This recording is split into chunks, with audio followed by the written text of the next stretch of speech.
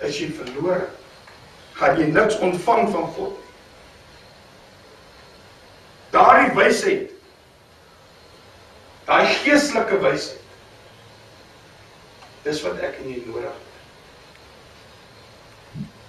Sodat ons die hand van, saam met die Here Jesus, hand aan hand kan stap.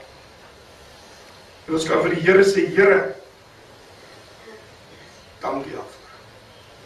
Dankie dat U my hy wysheid en hy insig gee, om saam met jou op pad te kan stap. Dis wonderlik. Ons almal kry ons afdaal, ons almal kry beproewings, ons het dit weer hierdie week gehad, ons die laaste 2 weke het ons dit gehad, ons almal word geslaan, dis asof iemand jou met 'n baseball bat slaan. Maar ook mooi woord wat Jakobus daar sê, ek dink by vers 3, 4, wat hy vir jou sê, wees bly vir die beproewings. Staan op, sê halleluja, prys die Here. Ons is net mense, maar het is moeilik om dit te doen. Ek het nou 'n bietjie gisteraan gaan sit en nadink, toe was stil geraak in my kamer, en ek dink, shit, ou wat my te nakom, hoe moet ek vir hom sê, prys die Here, seën, hoe moet ek dit doen? Ek is al kwaad binnekant my. En die Here sê vir my, Peter, jy sal nooit wysheid ontvang, as jy nie dit kan doen. Jy weet wat, net om vir, kom ons sê, Peter Bosbok maak my kwaad, en ek is kwaad vir hom, ons gaan om mekaar.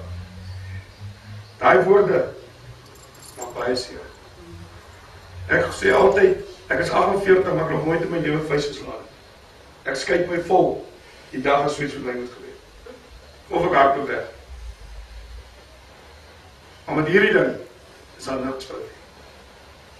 Maar hierdie woorde maak baie seer as wat 'n vuis het geslaan.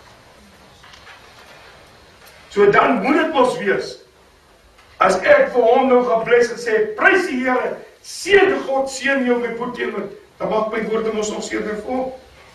Maar dan slaan ek hom in die woord van God, en ek kan hom dalk optel, en sê, kom saam met my boetiekie. Want glo vir my, baie mense wat sê, is atheïste, baie mense sê, hulle glo nie in God nie, hoeveel mense het jy al tegengekom, ek het al baie van dit. Maar het jy agtergekom, en bly jou uitvra, oor die Bybel. Hy bly jou uitvra oor jou God, of jou godsdienst. So wat sê dit vir jou, hy is nuuskierig. Nou kom ons klap hom. Ons klap hom met die ware geloof en wysheid van God. En ons slaan hom so hard, dat hy omval.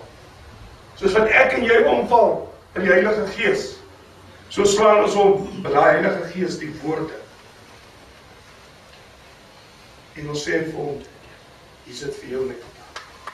Vat hom vir jou. Vat hom vir jou.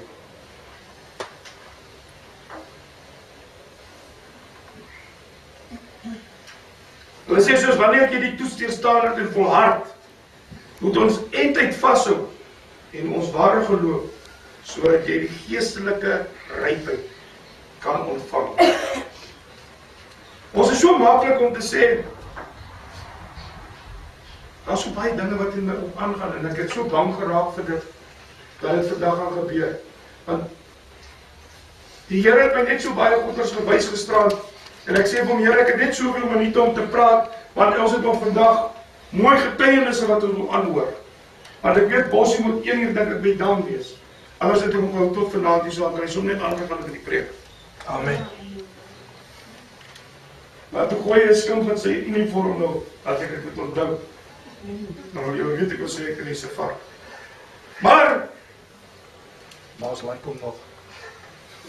Ons eers probeer, wie sout gooi en sê, ons sal aanspark vlees lekker. Sien, nou kan ek met my stoel. Sorry, lieve Jesus. Maar wanneer het moeilik met ons gaan, is het so. Dan is ons so vinnig om die Here te blameer. Maar Here, ek het dit vir jou gedoen. Here, ek is die hele tyd op my knieë. Here, ek vra dit. Here, ek vra dit. Want jy bietjie gaan stil sit. en nagedink, hoeveel van daai goed bring jy self voor die lewe? Nie die Here. Sorry.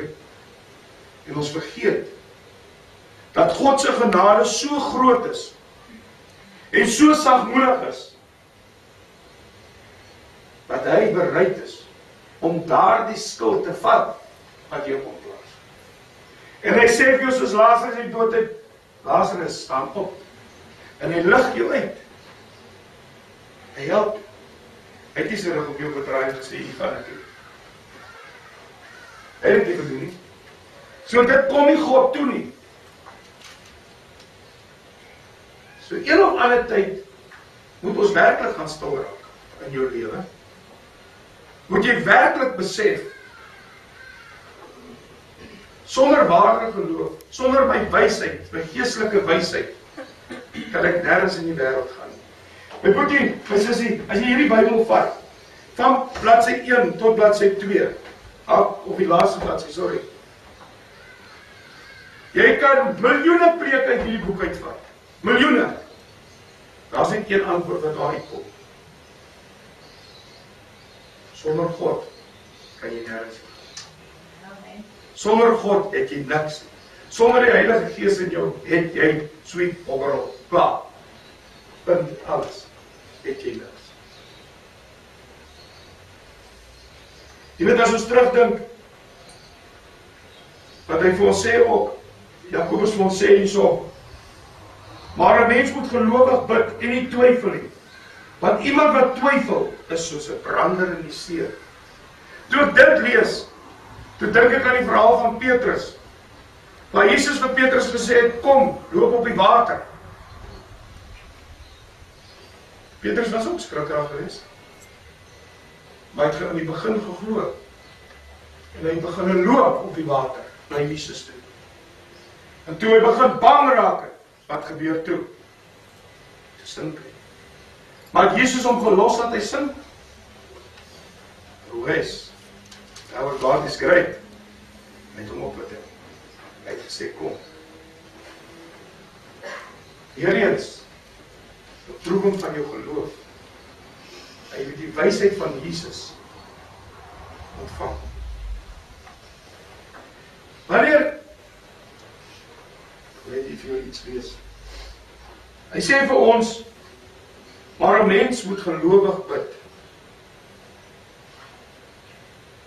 En as jy nie weet hoe om by tye gelowig te bid nie, het ek 'n gedeelte gekry, Psalm 25, dan sê hulle vir jou, en as jy nie weet hoe om hierdie tipe wysheid te bid nie, dan bid jy, Psalm 25, vers 4 en 5, en dit lees so, maak my u wil bekend, Here, leer my u paaie, laat u waarheid my lei, en onderrig my daarin, want u is God, my redder. U stel ek elke dag met verwagting. Psalm 25, vers 4 en 5. Wat 'n wonderlike teks is dit om te gebruik, om hom te kry. En ek vra julle vandag, my boeties en sissies, baie van ons hier is nog stikken. Baie van ons twyfel nog steeds in God se geloof. Want jy bid en jy ontvang nie. Maar jy kom terug aan God se tyd is die regte tyd. Byt vas aan ware geloof. Byt vas aan God se geestelike wysheid. As jy vir iemand bid vir genesing, en jy het nie die ware geloof, jy het nie die geestelike wysheid, dink jy gaan daai persoon gesond bid? Dink jy gaan dit reg kry? Ek lag vir jou. Ek lag vir jou. So geneesgebed